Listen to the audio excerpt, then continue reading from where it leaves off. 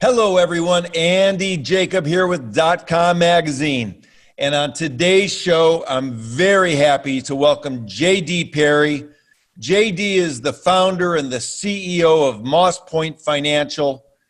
And JD is in the life settlement space. And I've wanted to get an expert on the show in this space for many, many months. And when I found out that JD Perry was available for an interview, I jumped on it. So JD, thank you so much for coming on the show today. You're welcome, Andy. Glad to be here. So JD, so many people are talking about life settlements. And of course, there's a lot of people that don't know a lot about life settlements as well. So let's pull the lens back to 30,000 feet and just share with our viewers what life settlements are all about. Sure. Life settlements are very simple financial instruments, if you will. This is simply an insurance product where individuals have bought a life insurance policy for themselves. For whatever reason, and there's a thousand different reasons, they no longer want or need that particular policy. And so as opposed to simply letting it lapse, just not paying the premiums and giving the policy back, they're able to sell that policy and actually recoup some of the money. They get to benefit from selling the policies themselves. And so those policies are sold. And now what we do is we have investors who are eager to invest in those policies, so they buy those. And in essence, what our investors do is they step into the shoes of the insured, which means now they're buying those policies at a deep discount. They get the death benefit when the insured passes away, and that's how they actually make money on these transactions. So that's amazing, JD. So do you handle both ends of the transaction where you actually provide the life settlement to the customer and then match them with one of your investors, or do you just handle the investor part of it and then have other companies bring the life settlements to you? Yeah, so we're on the investor side only. So how this works is you have a middle group, kind of the secondary market, and those are referred to in the industry as providers, and they're the ones that are actually going to the insured, actually buying the policy, doing the legal work, the reviews, and the things that are necessary to get that policy sold. What we do is we then go to the providers, and if you will, it's like an inventory. You go to a warehouse of these policies and we select, and we're considered the third market or the tertiary market. And so we go to the providers. We have criteria, we have analysis, the things that we want for our particular investors, and we sift through and kind of look for best of breed policies that we believe are the best buys for our client. Not unlike what you would do in the stock market, where you look at all the different stocks. Not all stocks are good buys all the time. You select the ones that are most appropriate for the portfolio. We do the exact same thing here with life settlements. So that's great, JD. So at Moss Point Financial, you're working with investors that want to invest in these life settlements, and you go out and you sort of cherry pick the best settlements that you can find from the tertiary market to provide your investors the best type of return. So let's focus in on that type of a process just for a minute, in case we have some investors that like what they're hearing, and I'm sure when they look you up, they're going to want to give you a call and find out more about this. But if I'm an investor and I want to invest, I give you a call, or we talk online. What's the process, and how much does an investor need to invest with you at Moss Point Financial? So this is actually a very simple process, not unlike anything else. We have an account, so you and I have a conversation.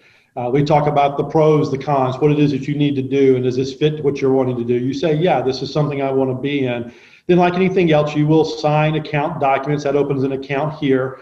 We move monies into that account. We actually commingle in a very small groups of people together to allow you to get appropriate diversification. Life policies are like anything else. You do not need to be in one or two. You need to look at it like anything where you diversify yourself across multiple policies. So we try to make sure there's critical mass for individuals to be able to buy multiple policies. We put like kind investors together. Then we go to the market and buy them. From an investor point of view, it is all automatic. When we talk to them, they open the account. That's all they need to do. They will get statements like anything else. They'll see this whole process.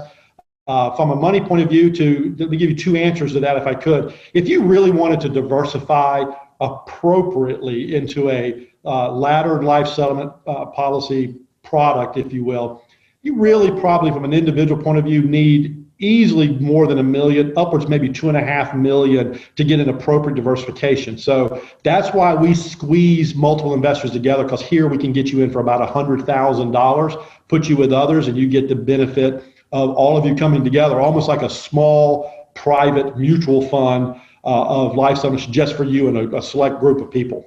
See, that's wonderful. So JD, you're working with people that want to diversify their portfolio, and then what you do is after they diversify their portfolio by putting money into the life settlement space, then you're able to help them diversify by pooling these sort of life settlements in a very, very strategic way for your customers. Is that sort of the way it works? It is. And look, what you bring up when it comes to diversification is really the key here that needs to be talked about a little bit. And that is, what's the point of diversification to begin with? Well, the point of diversification is that you're not, as a portfolio, as an investor in a portfolio, you're not hit with the same thing that makes all of your portfolio go down or up at the same time, right? You're supposed to spread your risk.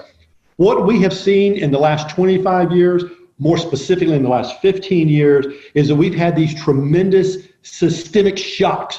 2008 is a great example of that, to where you had what was called a frozen market in September, really through December of 2008.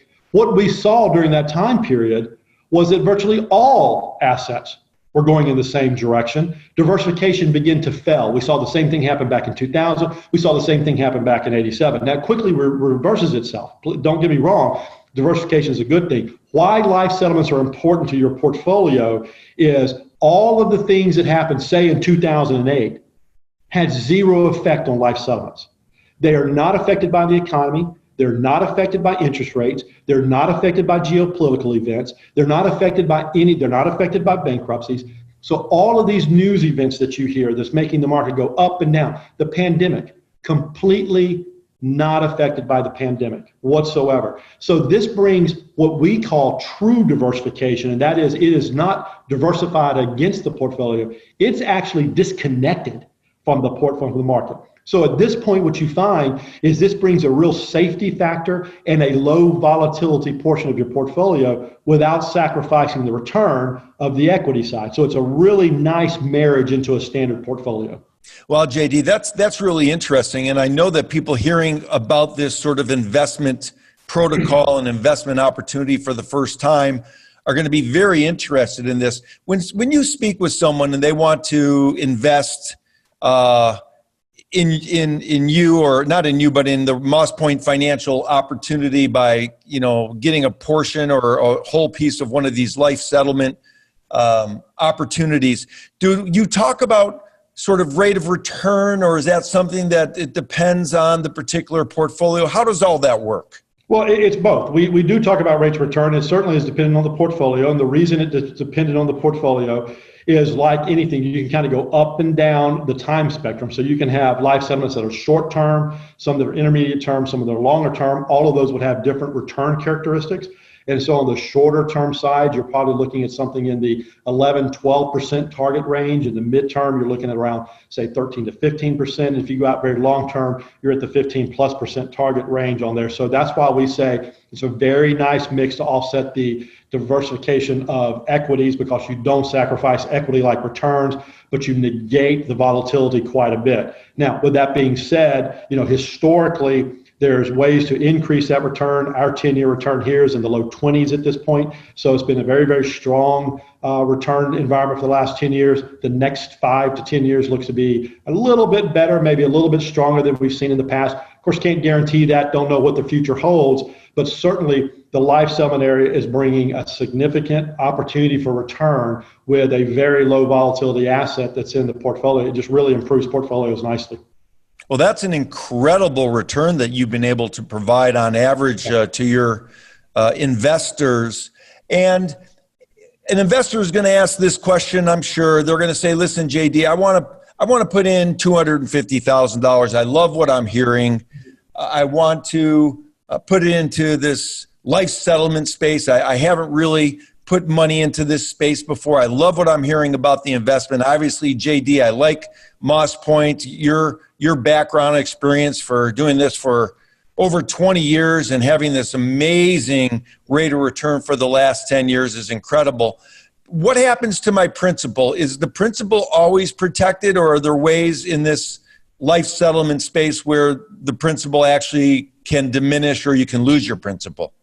Yeah, so that's what the beauty of this is. Think about it for a second. It's a life insurance policy. So it doesn't go up and down with the market. It's not like a stock that has, a valuation being assigned to it. This is a contract. And that contract is worth the face value of that contract. So to give you an example, if we were to go out about 3 years, something of that nature, on $1 million policy, we'd probably pay somewhere in the 650 range for that. And so you put up 650 for that particular policy. Your 250, your example, you would come in with some others to buy this $650,000 buy-in to the policy. Well, at that point, you're simply going to get $1 million. It's simply a time factor when that individual were to pass away, but you're $650,000. So this is a known return scenario, and that's one of the things we really like about it, is if we go in, we know before we spend any money, we know we're going to put down, in this example, $650,000, and we know the life expectancy of the individual, which are highly accurate, and then we know we're going to get $1 million back on that particular investment. So we know we're going to make $350,000, and all of these are known the day we sign the contract. And that's what's very nice about it, is not only are we disconnected from the market, we don't care what interest rates do, we don't care what the market is doing, we don't care about presidential elections or China or anything, pandemics, we don't care about that. We're going to make the $350,000. But what's very nice about that is the peace of mind that comes with it, is that when you go to bed tonight, I'm going to make $350,000. When you get up tomorrow and you read the headlines, you're going to make $350,000. Something happens majorly tomorrow, you're going to make $350,000. So that's what's very, very nice about it. See, that's amazing. And these insurance policies that you invest in, do they still have a monthly premium, or are these the types of policies where they're already paid in full, so there's no monthly premiums that are due? In your example, based on the life expectancy of 3 years, you'll get $1 million back. Between now and 3 years from now, is there still a monthly payment to be made, or how does all that work? So all of the above. We do have some that are paid up policies where there are no additional premiums that are necessary. Some come with cash surrender values attached. So there's premiums, but it's coming out of the cash surrender value of the policy. And there are others where you have a straight premium that's owed. When we do the valuation of the policy, we already know what the premium is, so that gets put into the valuation. So when we say we're going to go buy in, that already includes the cost of the premiums to termination. So we pull that aside. We put those premiums into a reserve account. They're never risked. So day one, you go and you buy the policy. The premiums to life expectancy term is set aside into an escrow account. It's paid out of the escrow account, so that once you do this, it is kind of an automatic at that point. See, that sounds like a real winner. Yeah. Now, if I'm watching this show, JD, and let's say I've got a 401k plan, or I've got an IRA plan, and it's making me a decent return, but I'm hearing what I'm hearing, and I've always wanted to learn more about this life settlement space. And I'm listening to you, JD, and I want to invest some money with you. Is it possible to move some money from an IRA or a 401k into one of these types of investment vehicles, or is that not allowed at this point?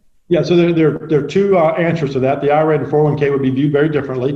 With an IRA, you absolutely are allowed to do that, and you're allowed to direct that investment into life settlements like any other account. We do have to jump through one extra hoop, and that is to make sure that the IRA stays with a fiduciary, a financial institution, that you can't actually take the money and go do it. You need to have it done straight to the IRA so that it's not considered a distribution. But there is no other issue that you need to pay attention to there. Now, a 401k, that's a little bit different because that's a plan that's being sponsored by a company, and it may or may not allow that. So chances are 401ks would not be able to go in because you can't direct it outside. Some do allow that. How we have seen people do that, however, is that they take a loan against their 401k, and they take the loan amount and put into life settlements, because you can do anything with that money you choose, and you can borrow up to 50% of your balance. What the advantage to that is you get to pay yourself back in the 401k with interest. So you're going to make money on your own loan into your 401k, plus you put in life settlements and get the additional return there as well. So those two things work really nice together as a way to get it done. See, that's amazing. And I would imagine that you most likely have a lot of high net worth individuals that are investing with you. And certainly we're not going to ask for any names, but something that comes to mind if I'm watching this and I'm very, very, interested in this is I would imagine you have a lot of customers that once one of these settlements pays off, that they want to get back in as quickly as possible with you for the next one. So how does all that work? Yeah, so we have about a 95% turn ratio, and that is individuals that go into one policy, about 95% of them roll to policies into the future on there. We do have a lot of high net worth individuals. That is the super majority of our clients. And our clients tend to be individuals approaching retirement or just retired because they don't want to risk their money, but at the same time, they don't want to give up the opportunity for return. So the old way to do this years back when I was a young tyke in the business, is as you begin to approach retirement, you begin to increase the fixed income portion of your portfolio. And so that as you got to retirement, you were either balanced or majoritively in fixed income. And that worked really well for years. That got disrupted. It got disrupted in 2001 when we began to see interest rates go down. It got completely disrupted in 2008 when we saw interest rates plummet.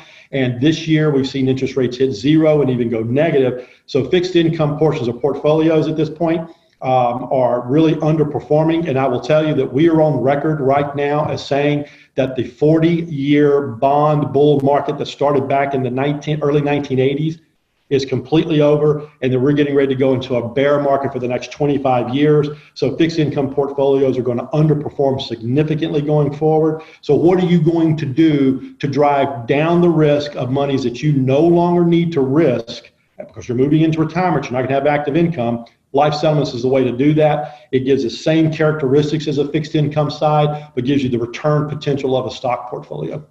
See, this is very interesting. And again, looking at it from the standpoint of the potential investor that's hearing this and asking questions to themselves and wanting to reach out to you over at Moss Point.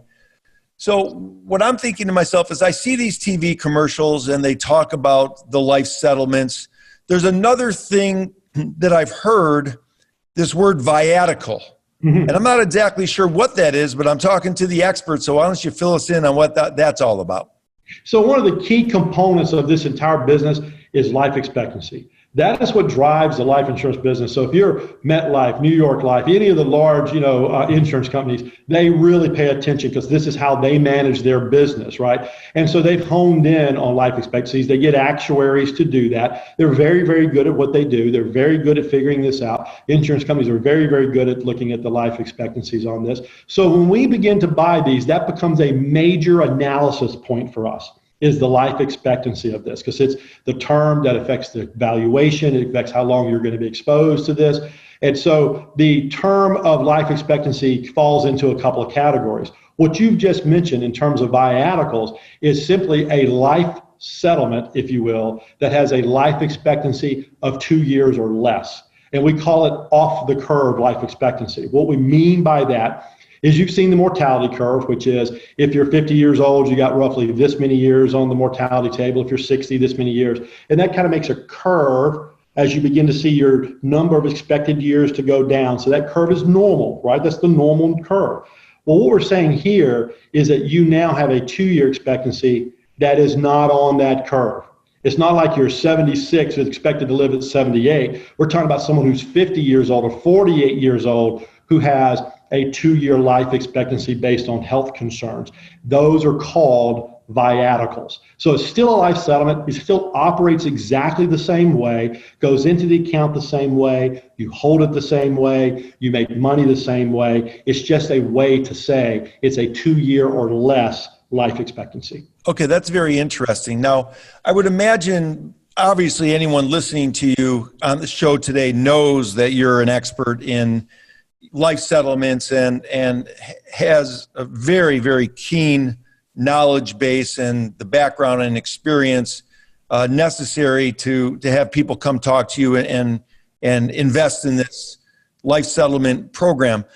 The people that are talking to you, they might say, hey, JD, what percent of my overall portfolio would be a good amount to invest in life settlements? I don't know if you get those types of questions, but I'm sure people who haven't done this before are sort of thinking about, what percent of my portfolio should I actually put into this program over at Moss Point? So, that can be a complicated answer depending on the individual. So we do like to really look at their situation a little bit. What I would tell you, though, is there are rules of thumb, like anything else that you want to take a look at. We would say that a generic answer against a generic client is somewhere between 10 to 20%. Someone moving into the retirement years, we would say somewhere between 50 to 60% of their fixed income allocation.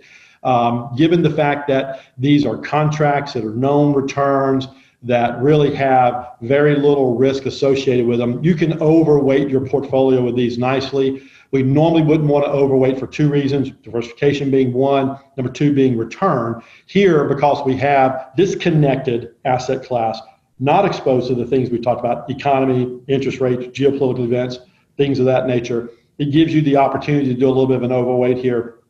The second thing is, because the return is not to the low side, but at an equity-like or better return, you're not sacrificing your return profile as well. So it allows for a little bit of an overweight there as well. One of the big, as you can imagine, one of the big obstacles to beginning to de-risk your portfolio is you also build a potential for lower returns as you go forward. It doesn't always work like that, but clearly the safer an investment, typically the lower the return. Risk and return tend to go hand in glove with one another, except for in a few areas in the market.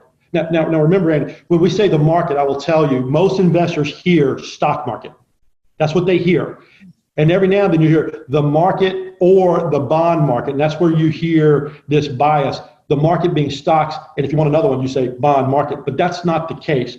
The market is all things investable. So it includes stocks, bonds, real estate, golds and other precious metals, oil and other precious fluids like liquefied natural gas. You have agro-based commodities, you have currencies, private equity, venture capital, and the life settlement area. All of that is the market that you invest in. And so people really need to begin to broaden the way they look at the world, because I will tell you, if they have seen anything of late, what they should have noticed is that the stock market has been underperforming for some time, and that the bond market has been picking that up. And now with interest rates down in the 0 to 1/4 range, the next period, interest rates go up, bonds go down, you're looking at underperformance there. So we have an underperforming stock market and a future underperforming bond market. Where are you going to go to get the return you need to get the goals you need to get to? And right now, there is a crisis that is quietly bubbling among investors out there, especially those in their 50s, of being able to get to the goals to retire, because the market, as is said, is actually not producing the returns that it used to produce. It's not hitting its historical norms. And so we have to begin to look beyond the very traditional, just a stock portfolio, just a bond portfolio. Now let me be clear. I have nothing against the stock market. I invest there myself. I have nothing against the bond market. I invest there myself. What I do recognize is that I'm investing less there than I did before, less in the bonds than I did before, and I'm looking beyond those two dominant classes to where we can secure other return, get more diversification, get myself in a better position with a higher probability of meeting my goals. So people are going to have to change the way they think about a lot of things, and this is one area that is absolutely necessary for them to begin to think beyond stocks and bonds and begin to look to life settlements as a way to augment their portfolio. Wow, that's amazing. And like you said, you went on record and said it, and based on your background and experience, that's something definitely for an investor to think about. So JD, when I want to pull the lens back just a little bit further, Sure. Because there's a question that's sort of floating in my mind that I think potentially someone watching this might be thinking themselves.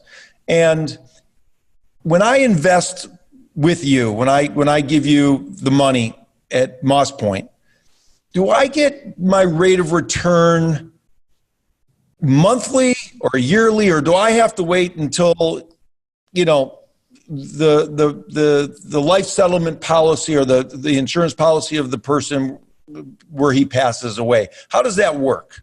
Yeah, so there's two ways it works on that. So you can go into a fixed income product that we do where we use What we do is we guarantee you your money back 100%. So if you put 100,000 in, it's a 5-year term. You get 100,000 out in 5 years, and right now that pays you 4% a year. You get 1% per quarter, and that's for individuals who need income. They need income flow. So we guarantee them the 4% per year, and they get their money back. So that would be a quarterly flow of return to you. The other side is more like a growth-based portfolio where you do get the return when the policy matures.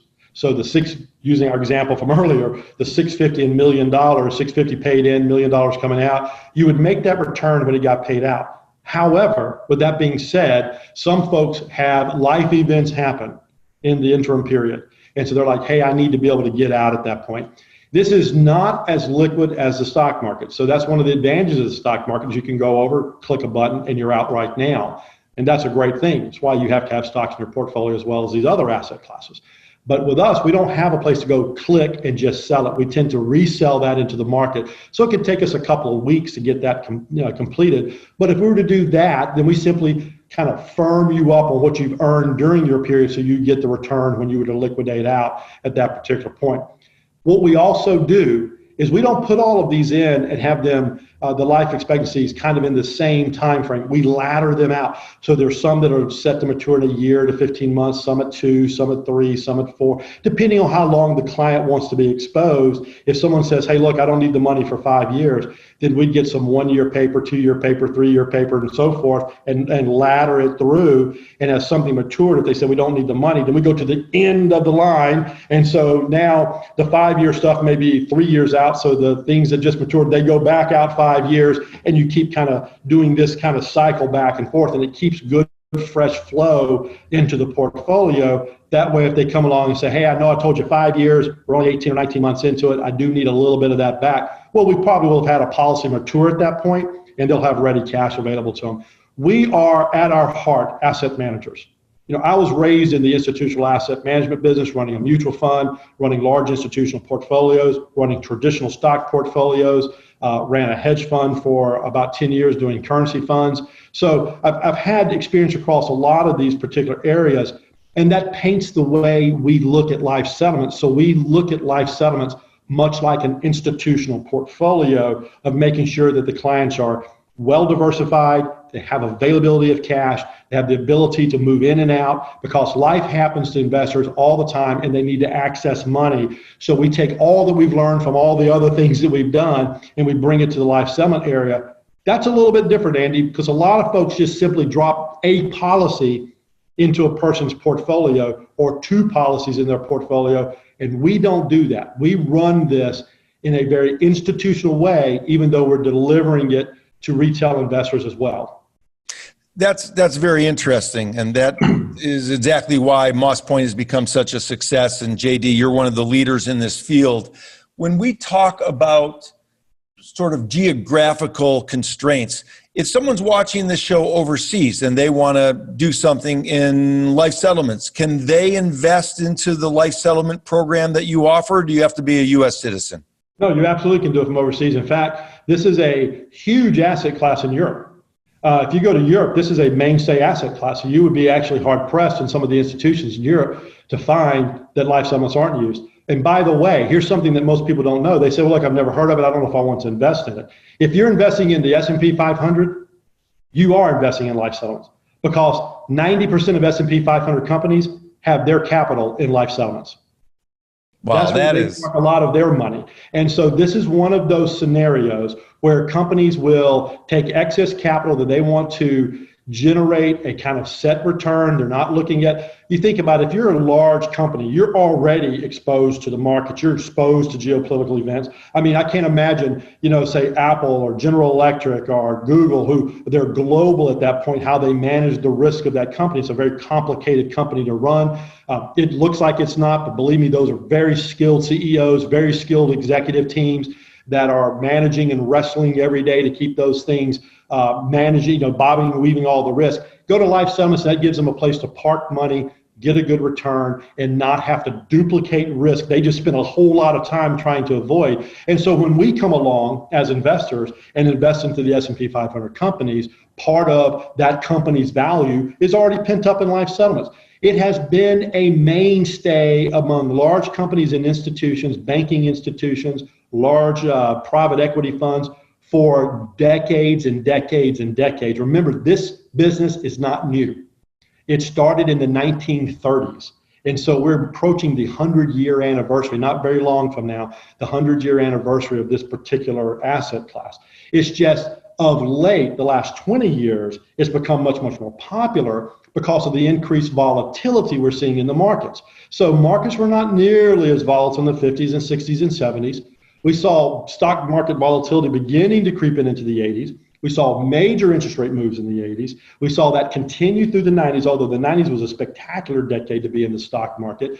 We saw volatility begin to decrease. We really, in the early 2000s, saw stock market volatility get bigger and bigger. And it has a lot to do with a lot of things well beyond what we're talking about now, but people have access to information much quicker. They have the ability with technology to execute trades much quicker. We've seen this pandemic has produced this whole new breed of day trader out there at this point. All of those things have increased flow of funds, flow of cash, flow of investments through the market, and that increased flow, increased volatility. So people have been looking for places to say, where can I grab return without being exposed to this increased volatility? And that's why life settlements have all of a sudden become vastly more popular, and we're seeing such a major move into the asset class. That's incredible. And JD, you only do this at Moss Point. This is your main focus. You're an expert. You specialize in this. You've been doing this for many, many years. I'm sure people listening to this are going to have their eyes opened as much as I have by speaking to you. When I was told that I was going to be able to speak to someone that was one of the zeitgeists, if you will, about life settlements, I wanted to get you on the show for a few weeks now. And thank you so much for taking some time out of your day to talk to us here at DotCom Magazine. If somebody wants to speak with you directly or get a hold of you, someone that's very interested and you've convinced them that this is just a very nice safe haven, especially for people in their 50s and 60s as they get older. How do they get a hold of you, JD? Look, the easiest way is to go to the website. I have a lot of information about life settlements there. You get to look through kind of our general thoughts about life settlements, our general philosophy of how we approach that, company culture. It has my bio there, some bios of some key executives there. We're, Andy, we're a little bit different in one sense that we also do not actually accept the life expectancy that's given to us. We do not accept it. So we have doctors on staff that sit down and look at the medical reports and redetermine what that life expectancy is. We have PhDs in math on staff who run the numbers for us to help us build those portfolios. Their bios are on the website, so you can see those key individuals and what they're doing for us. And of course, there's contact information there. It has our phone number, the ability to get to us. It has our email address. You can get to us that way. We're very responsive to both of those. And so if you call us, or if you email us, someone's going to reach back out to you very, very quickly, have an initial conversation with you, and then from there, we have the ability to certainly send you lots of information to let you get a little deeper, because clearly what we're talking about here, while great information, there's things that need to be discussed at an individual level and how it actually impacts that particular individual. So we spend a little bit of time on the front end actually determining whether or not this is a place you need to be. And if it is, we give you the information, call back, and talk one more level of detail about how that would look for you and how, what your experience line would be with the organization. We have I am the founder of Moss Point, and I founded it for one reason only, and that is to be very focused on this particular area.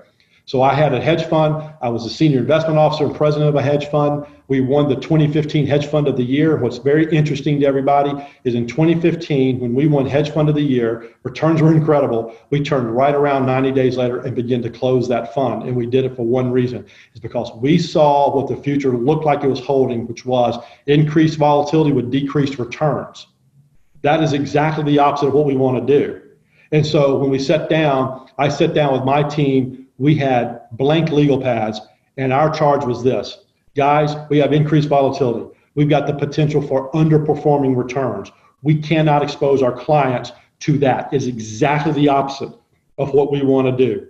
We have to figure out exactly how we're going to protect capital, protect their accounts, and continue to generate the returns that they're going to need. And what came out of that was Moss Point Financial. That is a great story, JD. I want to thank you so much for coming on the show. Obviously, we could talk to you for hours and hours because I find this so fascinating. And this is something that people really need to learn more about. They need to put their faith and trust in someone who's an expert like you, who's got this background and experience with the track record that you have at Moss Point. And I want to thank you so much for coming on the show today. You've answered some questions that I've had personally about settlements. And again, thank you so much for spending the time with us today, JD. You're a delight and an expert, and it's always good to meet top-notch players in their field. And thanks for coming on the show today. Well, thank you for having us. Really appreciate you inviting us on.